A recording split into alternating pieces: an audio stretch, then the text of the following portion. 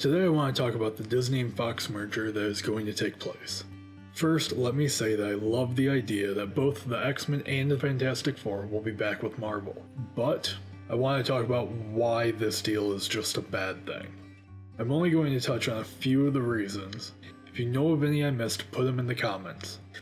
Okay, first, Disney already has the largest market share in the US and Canada at a staggering 26%.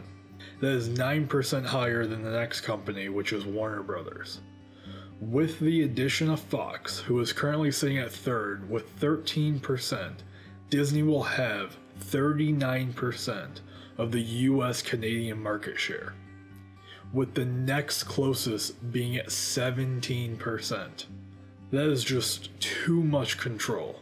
It would lead to less competition and probably less overall movies. Also, a user on Reddit pointed out that it could make it harder for new up-and-coming filmmakers to get into the business due to less major studios existing. This is just one small step to a studio monopoly. Next, let's talk about what Fox has done with a couple of recent X-Men movies, Logan and Deadpool. Both got an R rating. Do you know the last Disney movie produced to get an R rating? No, seriously. Does anyone know? I went back 7 years and couldn't find anything. Which is kind of my point. Disney doesn't make R-rated movies anymore. They haven't for a long time, which is concerning to say the least. Now, I will admit, I don't know how they will tackle R-rated movies after the merger, but they want their superhero movies to have the largest audience possible. They could leave Fox as its own studio and still make R-rated movies under that.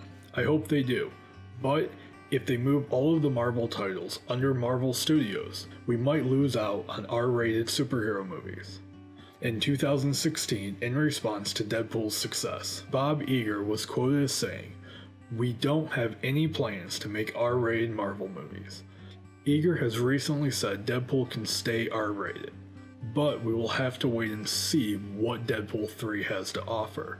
Also, related to this note, can we just admit that Fox has taken a different approach with the X-Men movies that has given us something that is at least a little different than what the MCU has to offer? And finally, I want to talk about Netflix. Poor Netflix. Once it was the king of streaming services, and now it is just a shell of what it was at its peak content. With the merger, it would get worse. Disney signed a deal to put all of Disney's future movies on Netflix. It was a match made in heaven, and the news was awesome. Well, in August of 2017, Disney pulled out of that partnership, and it will end in 2019. At the time, we did not know what that meant for the Netflix TV shows. Well, with the merger, and the announcement of Disney releasing streaming service in 2019, it feels like they might be pulling the Defender series away from Netflix, and likely all other Fox programming that is on the service, to add it to their own.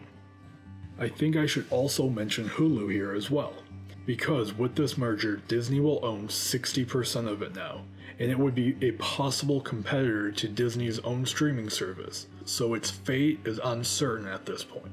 I hope I have shed some light on the reasons I don't love this merger. Sure, I do love the prospect of having more heroes and villains in the MCU, but not like this. I think we as consumers could lose a lot in this deal. Thank you for watching. If you liked this, hit the like button. If you want to see more, hit the subscribe button. And again, thank you to my patrons.